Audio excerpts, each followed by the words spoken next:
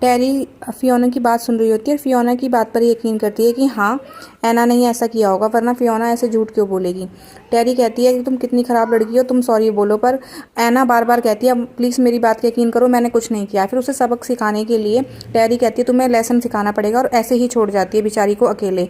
और अकेले वो फिर हॉस्पिटल एडमिट हो जाती है और उसके पापा वहाँ आते हैं, तो डॉक्टर उसको डांटता है कि तुम कैसे पिता हो, तुम्हें इतनी सी बच्ची को ऐसे छोड़ना नहीं चाहिए था। फिर भी जब होश में आती है ऐना कहती है कोई बात नहीं, हम मम्मा को एक और चांस देंगे, मेरा बर्थडे है, प्लीज़ मम्मा को बुला लो।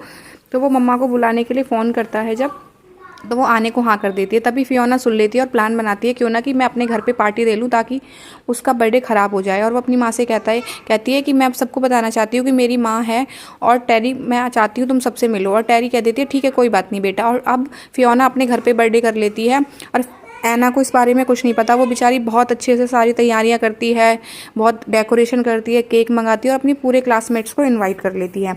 तभी फ़ोन पे एक मैसेज सर्कुलेट होता है, उसके पापा देखते हैं कि ये सारे बच्चे और ऐना की जो मम्मी है वो तो फियोना की पार्टी में गए हुए हैं, यहाँ कोई नहीं आएगा। तभी ऐना को उसकी क्लासमेट्स का फ़ोन आता है कि हम नहीं आ पाएंगे, हम दूसरी पार्टी में जा रहे हैं, सॉरी ऐना। ऐना का यहाँ पर मुझे ऐसा लगता है कि ऐना का कोई अच्छा फ्रेंड भी नहीं था, जो कि एक ने भी ये नहीं सोचा कि बर्थडे पार्टी में जाना ज़रूरी है, ऐना को बुरा लगेगा नहीं आएंगे। और ये तो सबसे दूसरी बात है, उसकी माँ तक को ये नहीं लगा कि बर्थडे की पार्टी में आना ज़्यादा ज़रूरी है। अब ऐना का दिल टूट चुका है, अब ऐना कोई मौका नहीं देना चाहती है अपनी माँ को।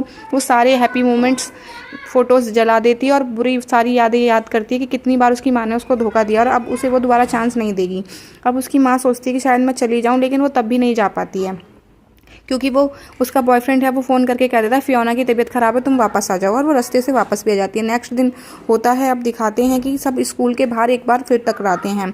तब फियोना जानबूझकर हमारी प्यारी बच्ची ऐना को चिढ़ाती है, कहती है ओहो तुम्हारे बर्थडे में तो कल कोई नहीं पहुंचा हो, क्योंकि सारे बच्चे तो मेरे पास आए हुए थे और मेरी माँ से मिल रहे थे, और मैंने सुना है कि तुम्हारी माँ भी आने वाली थी, वो भी नहीं आई, तो इसका मतलब तुम्हारी माँ है ही नहीं, तुमने ऐसे ही बस अफवाहें उड़ा रखी हैं कि तुम्हारी कोई माँ है, तुम बेचारी बच्ची हो जिसकी कोई माँ ही नहीं है। ये बातें सुनकर ऐना के पापा को बहुत बुरा लगता है और साथ ही उस लड़की का पापा भी उसे ताने मारता है।